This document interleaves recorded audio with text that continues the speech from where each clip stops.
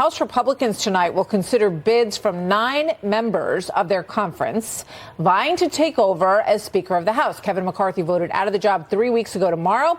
You can see among those hopefuls is Florida Congressman Byron Donalds, whose staff is hand-delivering letters to House Republicans this hour, pushing to, quote, decentralize the Speaker's power and return it back to the committee chairs and members. Congressman Byron Donalds joins me now.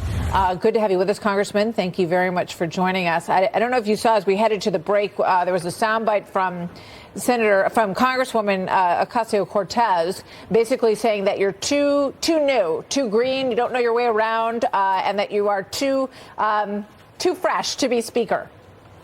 Well, a couple of things. First, it's good to be with you. Good Number one, before I got to Congress, I spent 20 years in the financial industry, something that leadership here on Capitol Hill definitely needs. Number two, spent 4 years in the legislature in Florida. I chaired 2 committees there. And number three, since being here on Capitol Hill, I've worked intimately with members of our leadership team and members all through the conference, both appropriators and authorizers, to get some of our biggest pieces of legislation accomplished this Congress. So with all due respect to Ms. Ocasio-Cortez, she doesn't know what she's talking about. And if the Democrats are this concerned, I would tell my colleagues, see what happens if I become your Speaker.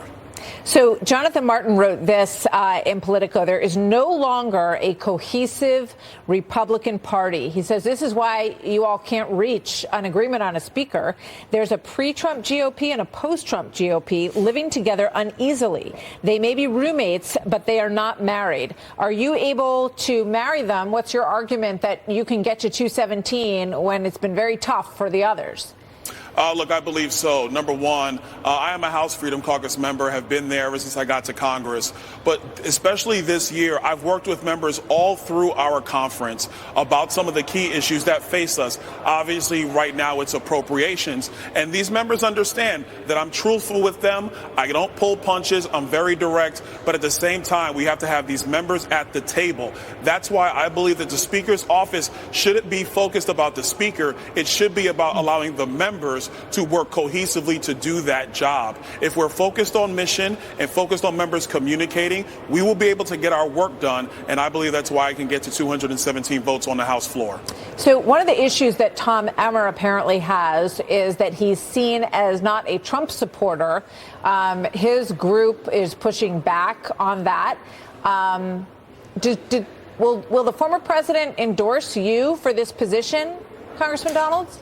Well, I talked to the president a couple of days ago, and I think where the president is, he's going to be focused on getting the nomination of our party, something I believe he's well on his way to do. As far as the Speaker of the House is concerned, the Republican members, we are going to take care of that business internally. Look, it's been a rough couple of weeks. I think our members are ready to get this done. I'm ready to get this done. And so the former president and I, we have a very good relationship. That will continue. But the members are going to solve this process. And I think President Trump is going to be satisfied with who the next Speaker of the House is going to be. Well, he endorsed Jim Jordan. So is it a sort of a concerted decision not to endorse on this round, that maybe that didn't work out so well? No, not at all. That is actually not the case. Listen, what happened up here with Jim and even with Steve Scalise was really unfortunate. There were a lot of issues between the members. My hope is those things have been worked out and flushed out. Every Republican wants to get back to work. We have to fund the government responsibly. We must secure our southern border. That is paramount to the future of our country and our security. And we have to hold the Biden administration accountable. Republican members are committed to that. I think we get it done this week. Yeah, we've heard you talk about that here on this show. You know, I think a lot of people look at this and they say, you know, everyone needs to get over their ego. This doesn't happen in the Democrat side. They somehow, you know, there's always squabbling and personal feelings. This one doesn't like that one, but this is, you know, coming out in the wash and everybody is watching it.